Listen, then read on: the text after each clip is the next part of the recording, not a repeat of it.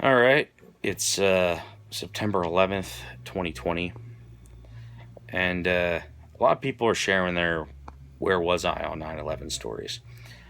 And I'm just of the generation where I can remember and actually articulate kind of what I was feeling, what I was doing. Um, but if you're younger than me, even by just a few years, maybe you were alive during 9/11, but it might not have had any you might not have been of an age where you could really comprehend what the hell was going on. I was in seventh grade, young teenage. I guess I wasn't. Was I a teenager yet? I don't remember. What the hell age I was in seventh grade. And that was, I was old enough to be aware of what was happening. I remember in the morning we had there was a basically chatter. I had overheard some teachers talk about that there was some sort of accident that happened in New York, and it had involved an airplane and it involved the Empire State Building. That was incorrect. Um, and I thought immediately back to I think there was like a B-25 back in I think it was the 40s or 50s or whatever. It crashed into the Empire State Building by mistake. Um, and I thought, okay, well, it was a beautiful day here, but it's like, all right, well, maybe somebody just was hot dogging it and crashed their Cessna into a skyscraper. And I asked the teachers about that, and they said, well, there's been multiple accidents. What the hell does that mean? Whatever. Science class, we get an announcement over the loudspeaker that essentially stand by for basically directives of what's going to happen because there's been a national event and basically after school activities were canceled, and it sounded really serious. So I remember this, and it was weird, and that was the first time I got the sense of where it was like, okay, this isn't just like a natural disaster or some sort of oddity. Like something was going on that was it was on a national scale. And that was the thing. If you were alive during 9/11, it seems kind of contained now. Now that we think about it, we're like, okay, there was 4 aircraft hijacked, and basically there was certain targets that were going to happen on the East Coast, and it was a limited number because it's only so many planes with basically a full fuel load that you can hijack to go do something, right? So we kind of in our heads understand now, like, okay, there was a scale to what was going on, but at the time we didn't know that. Um,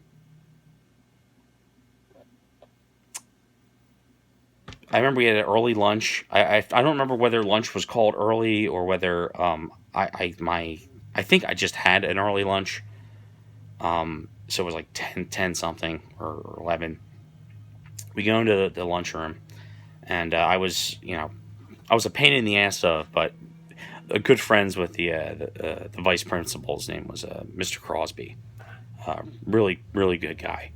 I horrible memories of middle school.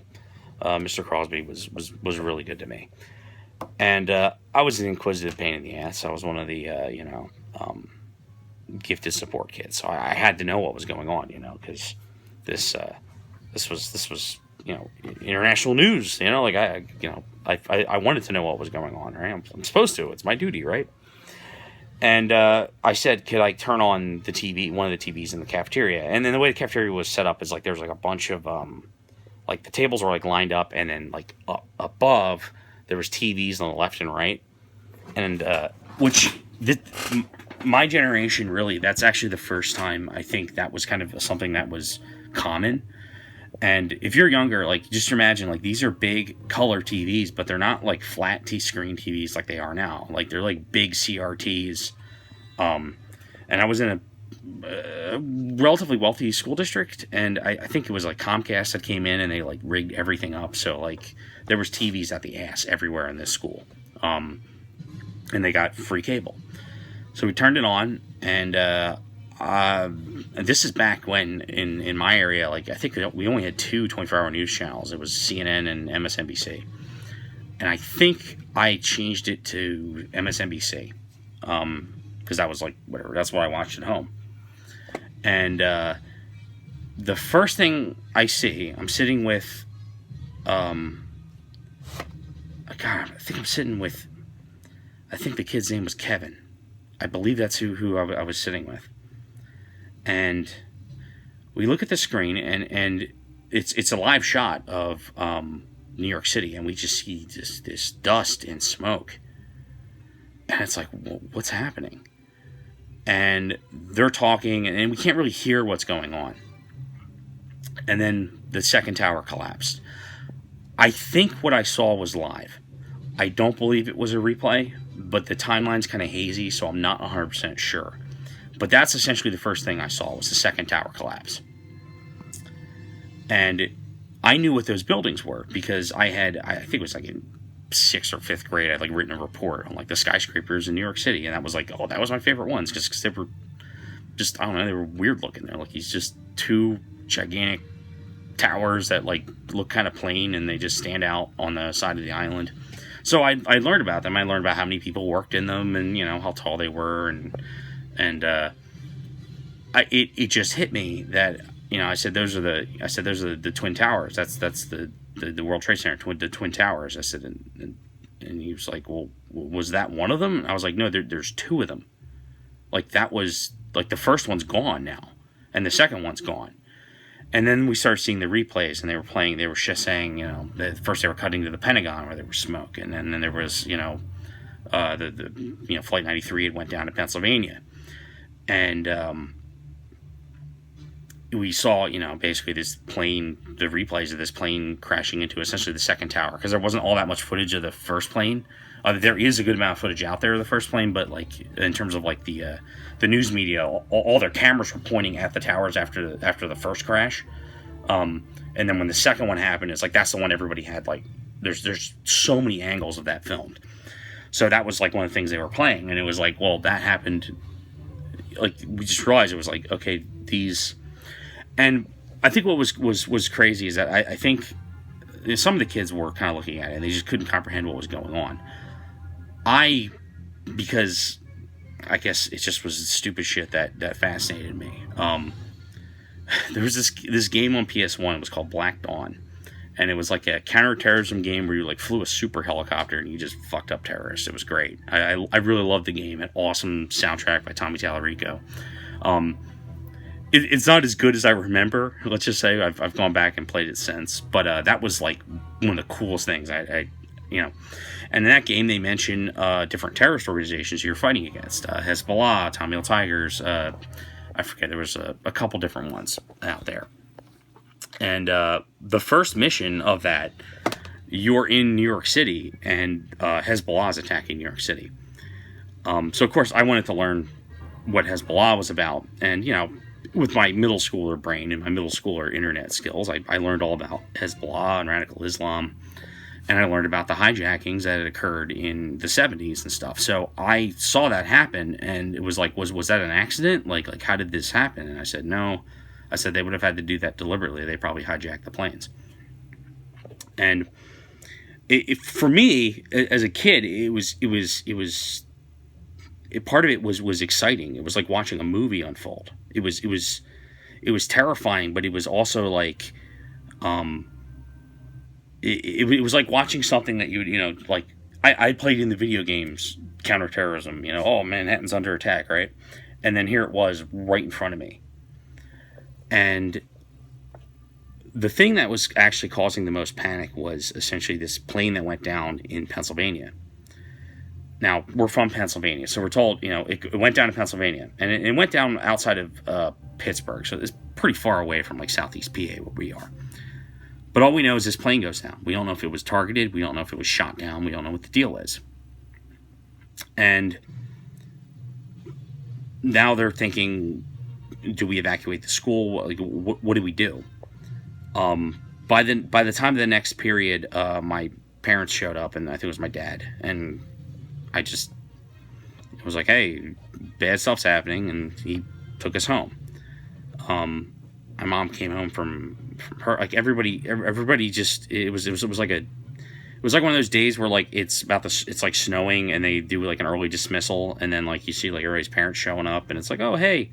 But it was this, beautiful September morning, and everybody's, parents are wandering in, and it was people were afraid, but I think people were more stunned, and they were just like, what? This is civilian targets being targeted. It wasn't like the Pentagon, that kind of, people understood that, but it was in the middle of nowhere, Pennsylvania, and skyscrapers in Manhattan, and we're not that far from Philadelphia, and it's like, well, how many people are gonna, like, as far as we know, 50,000 people are dead, because that's how many people work, in those buildings, and or 25,000 or whatever it was. Like the estimates initially of like the casualty count were ridiculously high, and it was just because there were so many people unaccounted for. And thank God it was as slow as it was. There's a story about a Morgan Stanley security employee. Basically, first attack happens, and this memo goes out. Everybody stay put. They're evacuating the first tower. But the second tower, it's everybody stay put. And the Morgan Stanley guy, apparently, he's the security guy, and he didn't make it, but he put out, basically, he went floor to floor, and he started making calls. He said, ignore that stay put order, get the hell out now. And I think he had been, I don't know if he had like counterterrorism experience, or just he kind of just saw what happened and realized what was going on. And basically that probably saved 10,000 people, because the evacuation started just that much earlier, basically between the first and second plane impacts. So I lived near Willow Grove Air Base, and Willow Grove Air Base, it's still functional. It functions as essentially like a National Guard hub station, and they operate drones out of it. It's drone stuff. So there's everybody from essentially CIA to the Army. They're all working in these little tiny huts that operate basically unmanned vehicles all over the world. Now, it didn't used to be like that. We used to have, we had A-10s, we had Cobra gunships, we had C-130s, we had the occasional F-15, occasional F-117 too, actually. I remember, I forget why we had those landing, but we would see them. It was a fully functional combat airfield. And basically, there was no air traffic, and we had never seen that before, where it was a matter of, like, normally there's always training stuff going on, but in this case it was like the aircraft launch, and then they were out. They were out. There was I think we saw one plane all day that was flying over. It was like a Navy like private jet transport. Who knows who was moving around. We just, it was eerie, because you don't really realize it when you're a little kid. You're looking up at the sky, and if you like airplanes, you're always noticing like contrails and all this other stuff happening. Because you see airliners, and you're looking at the jets and the cool military stuff, and I love the helicopters and the particularly the A-10s, and the Cobras were like super loud. But then, just to stand out in the clearest of clear day and look out and look up in the sky and not be able to see any airliners, just eerie silence. Everybody was in their homes watching on the TV essentially what the updates were going to be. The police and the fire were scrambled. They were all ready. They were at their places, ready to respond to whatever was coming next. But because nothing happened, it just was quiet. I remember there was reports of like a truck bomb going off or something. I don't even remember what the deal is with that. I suspect that was probably not something that happened, but I do remember seeing that in the news. Um, it was it was a very, very strange day.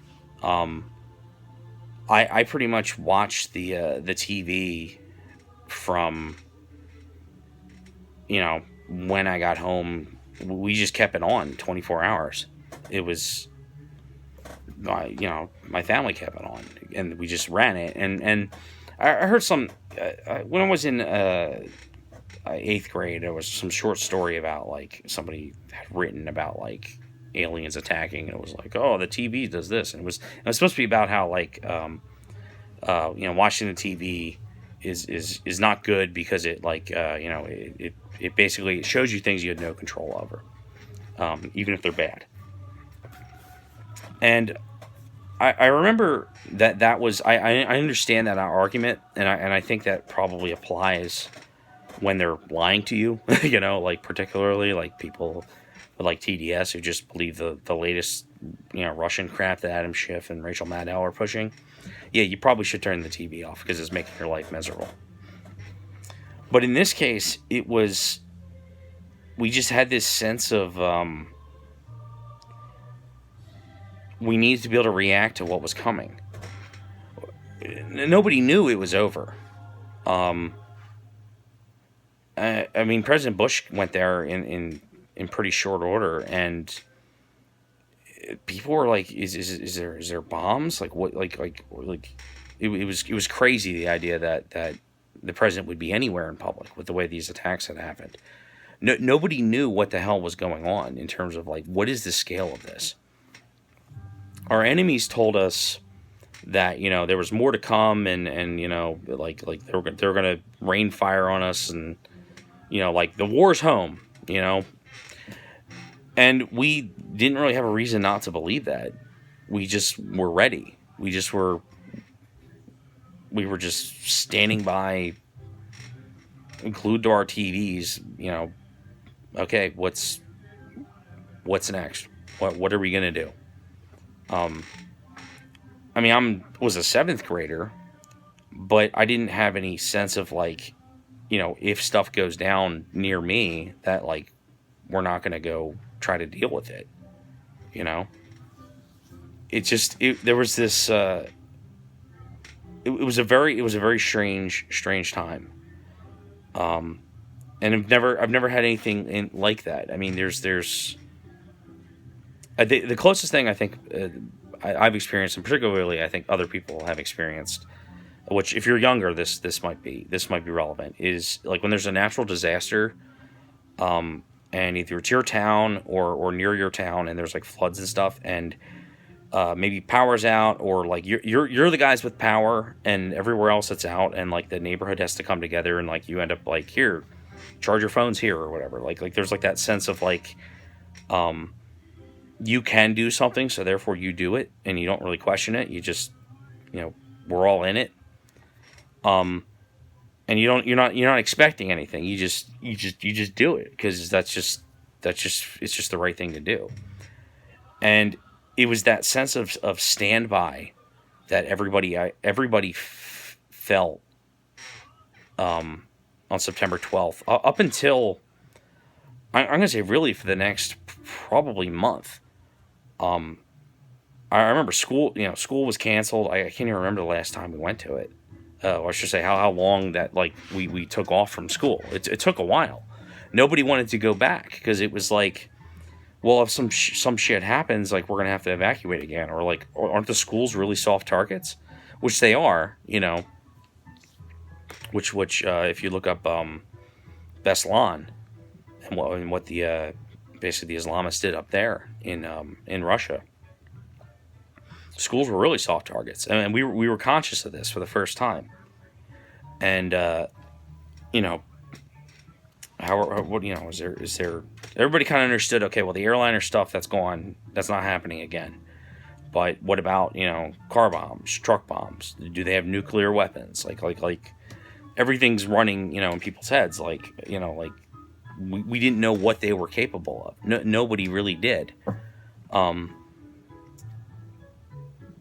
And once we kind of once we went into Afghanistan, and we got the footage of like the special forces on the ground, and the caves getting blown up, and all that kind of stuff. Things got somewhat back to normal.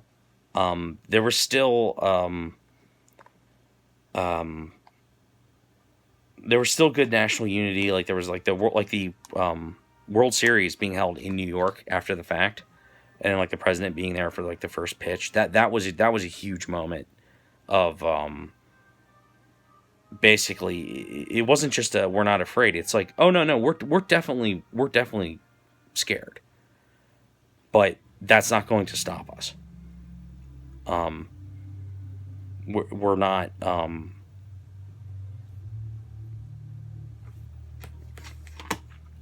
We're just going to deal with it. You know. Yeah, go ahead. Threaten the stadium. We'll outlast you. Or like this sense of like, there's more of us than there are of whoever the hell these people are. We're going to continue business as usual to the best of our ability. And that felt good. It felt right. And it really made us, I think,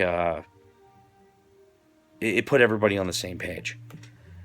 And I haven't experienced that since in the United States. I mean, even when we were fighting Iraq, and like, the first couple weeks were going really well. We took Baghdad in like 2 weeks or whatever it was. It was like ridiculously quick. There were still the people freaking out and like, oh my God, the Iraqis are going to retaliate. It's like people just didn't understand what was going on. But I think maybe it's because nobody understood what the hell was going on 9/11 that we were all in the same boat, and we just kind of all took the same stance of just, yeah, you want to play this game? We'll play this game. You're going to regret it. We're going to outlast you. We don't care. We don't care that you hate us. We don't care what the reasoning is that you did this. It's irrelevant. You didn't want to come talk to us? You wanted to do this crap? We're going to crush you. We're going to end your entire existence. And we're not, we're still gonna run our World Series. Our lives are gonna march on. And it's such a different thing than the way we are now, where anytime anything happens, even when it's a crisis like COVID, there's this like it's just this panicky shutdown of everything. Like nothing's gonna be the same. Blah blah blah. Like, I mean, it's not like we didn't take proactive counterterrorist measures, but all we were, I think we pretty much went back to normal. We just were aware of what the threats were. There was the Patriot Act and all these other problems. I mean, we didn't have a perfect response to what was going on. And we're saddled with a lot of those problems today. We made mistakes in basically after 9/11 that were, you want to say errors and panic, or you want to say they were calculated by the military-industrial complex. It doesn't matter. Mistakes are made, and we're still living with the consequences. But in general, we just kind of fought on, and we just gritted our teeth, and we didn't just fight to fight the enemy. We fought to make things as normal as possible after the fact. We fought to go to work. We didn't hide. Security increased at the federal buildings and whatnot, but it just meant that we looked out for each other. See something, say something. We understood. It was basically, you're not going to ruin things for us. We're just going to be a little more vigilant. We're going to, and there will come a day when we probably aren't going to be as vigilant, and something bad will happen also. But not for you guys, not for the Islamic extremists. And that was that was quite a time to live through. I wish I could say 20 years later, we came out better. In some ways, we did. We have, I think, the finest generation of special operations fighters in terms of like the quality of the individual warrior is better now than I think it's ever been in the history of mankind. I would put modern Delta guys against any force in any time period in the history of mankind with any set of weapons against anyone. Like they're just, like they I'm not saying like, oh yeah, duh, of course they got airstrikes and guns. No, I mean like if they just had to fight with their fists and they were working as a team to defeat and whoever it was, I think we have by far the finest class of soldier we've ever had. A lot of those guys are slightly older than me. I was part of the basically 9/11 happens, and I was going to be an airline pilot, or I was going to be a whatever, or a technician or a game designer. No, I guess I'm going into the military. That just changed it. Seventh grade, like in my head, that's just okay. I'm joining the whatever, Air Force, Army, Rangers. I didn't know. I was a kid. Everything was the same, But the in my case, I had basically had medical reasons. I couldn't do that, and I don't think it would have been a good fit for me. So I'm glad I didn't in a lot of ways. But the guys who were a little older than me, guys who were 17 when this happened, 18 when this happened, this was their senior year of high school, and 9/11 occurs. Those guys signed up, and they signed up with the level of fire and dedication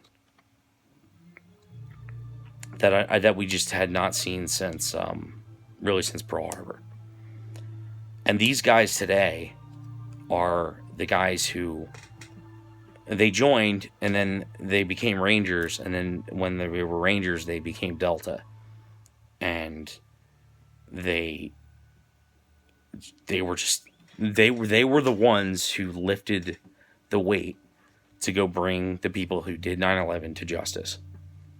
It wasn't the might of the Air Force or the industriousness of building ships and some large sweeping campaign where it was a fully national effort where people were drafted, and we had to change the factories to build bombs and stuff, where we were all doing it.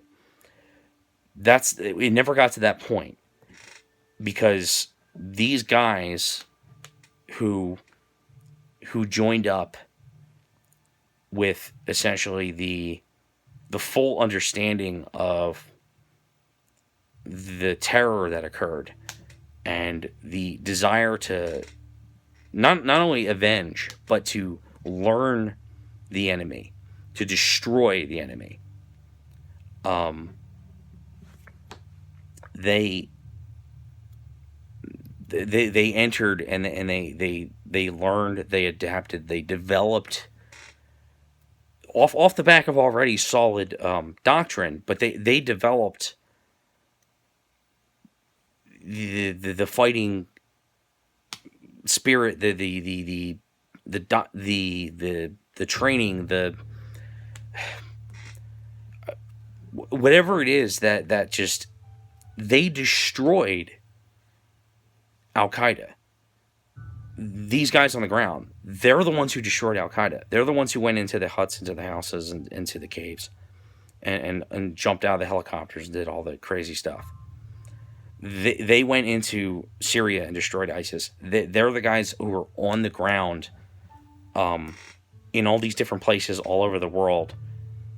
It's not a very large amount of guys. We're talking a couple thousand elite soldiers who many of them didn't come home. But they joined young with the intention of ending the enemy that did that to us. And we're unbelievably blessed to have those guys, and in some ways cursed, because they paid the price from that point on in blood and effort to keep us safe, to make sure this didn't happen again. And we got complacent, I think. And I don't think we realized just how much these guys sacrificed, both mentally and physically, and just their lives in general. Even if they came back alive, they spent the prime of their life, and they still are, going after these horrific people who did this, and who plan to do more of this. And we haven't, when we've just reaped the rewards of it, just sitting back, forgetting, crying in the corner because of some Chinese cough. We can afford to, what COVID is bad, but it's not as bad as the anthrax stuff that the Taliban was trying to do to us, or not Taliban, Al Qaeda. We forget about that scare, but they were, they had fully functioning, basically biological weapons, and they were going to try to deliver it in U.S. soil, and who stopped that? Who went in and stopped that from occurring? Who stopped the basically the major attacks and destruction on U.S. landmarks and just terror in general? Why didn't we suffer? Why didn't we suffer another 9/11, or even another half of 9/11? We didn't suffer those because these guys gave up their. It's maybe it's not gave up, but it's they dedicated their purpose to stopping it. And we don't know their names. We don't know who these guys are. And then lots of them, that's deliberate, because they're top secret dudes. And to the point where we're so numb to the terror, or I should say, so it's so foreign to us 19 years later, that we've got people out there, our own people, burning down buildings and killing people. It's almost like, if some outside force won't come destroy America, we'll do it ourselves. It's kind of what it feels like. And I hope we get that under control soon. And we stop this insanity that's coming from, let's be honest, the far left. Because those guys went out there to, so you can take your gender studies course, and it's not in Arabic, and you're not, living in terror. Right now, you're afraid of a virus that barely kills anybody, and you're complaining about systemic racism that doesn't really exist. Let's be honest. These are the things you can afford to sit and complain about, because those guys went out there and they actually slayed the real demons. It's disheartening, but at the same time, when you see what we were up against, and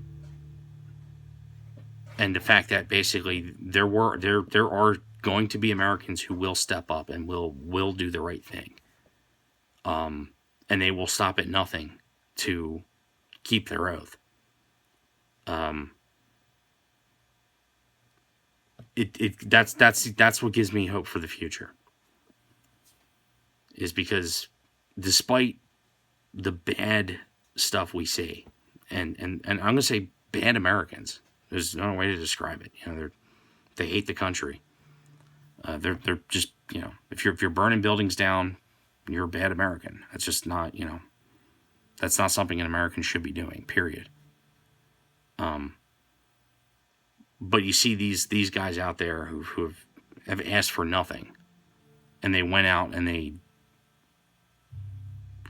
they stopped this enemy in its tracks. Through just sheer tenacity and dedication. As long as we've got some of those guys, I think we'll survive. Now, if those guys go away, or from this next generation, we don't have the same kind of people to pull,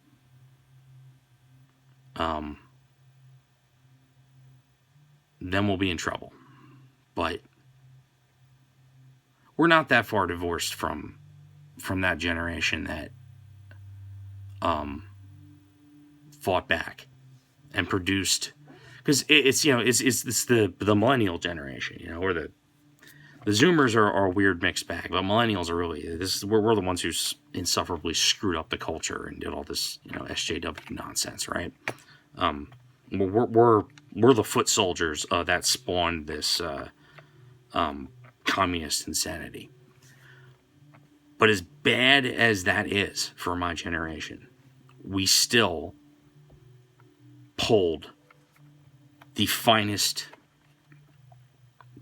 warriors we've ever had from that same generation. So,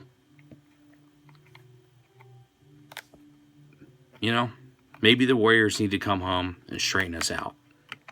I don't mean violently, but you know what I mean, in terms of understanding, letting these people know what it means to actually be an American and actually make sacrifices and deal with actual evil. Look actual evil in the eye and fight it. None of this microaggression crap. This grievance culture. No. So, I don't know. That's my 9/11 story, and I guess my 19 years later reflection. I think it's cultural more than anything else that we have been damaged. Militarily, no, we're doing okay, especially over the last three years compared to how we did back in 20 years ago. We're in decent shape. Economically, we're a lot bigger. We've got a lot of problems. We have the debt, but we are bigger. Technologically, yeah, we're going to space. We're doing some good stuff. But culturally, that's what I worry about. I'm afraid we're at a tipping point. We're either going to regress, or we're going to beat this collectivist virus, whatever you want to call it. And if we beat that, I think we'll come out probably stronger than any other civilization in the history of mankind. But if we don't, well, that'd be a real shame. So, whatever. Have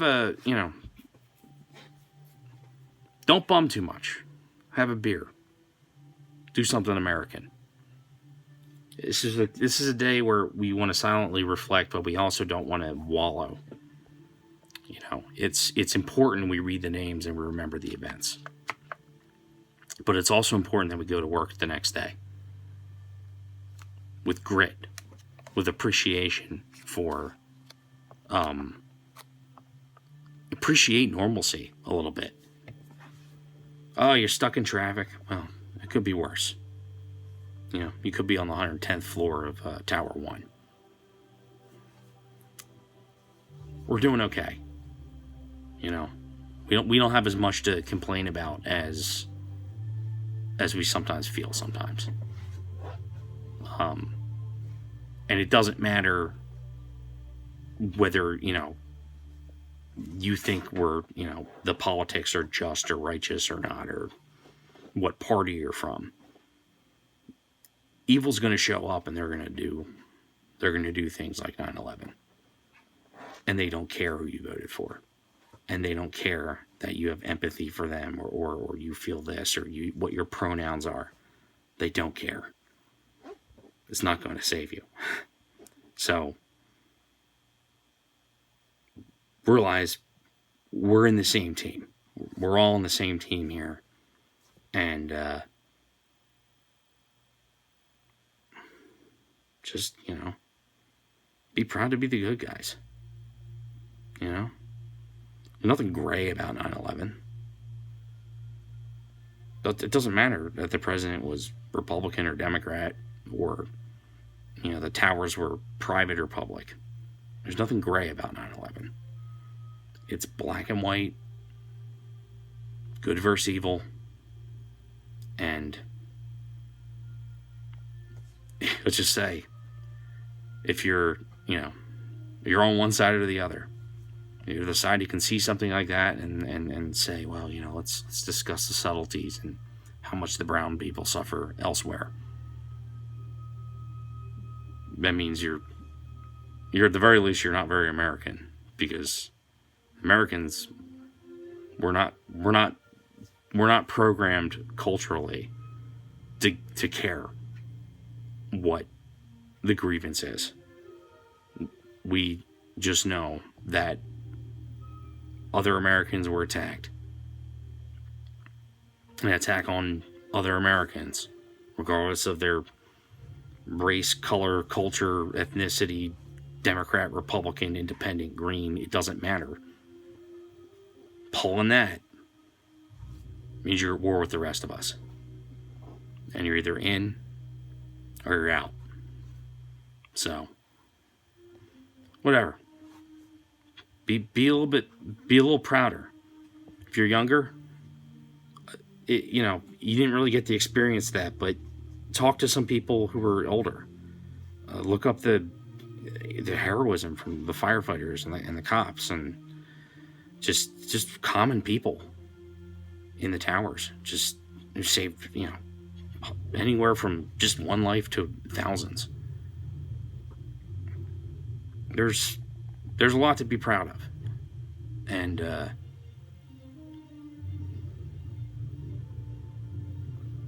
don't buy into the nonsense that they're trying to feed you now. We're good. We're a force for good, and when taken to the wall, we stick up for each other. Don't let anybody tell you you're bad or America's bad because of XYZ or systemic this or some sort of sin in the past, because slavery or something. Slavery's not who we are. The 1619 Project, those people, that is not who we are. We are the people who ran into the towers on September 11th to try to save more other Americans, regardless of our lives, our own lives. That's who we are. And we refuse to be anybody else. And I refuse to have, and refuse, not just I refuse, but you should refuse being told you are, or we are, anybody else but those people. That's who we are. If you can't deal with that, too bad.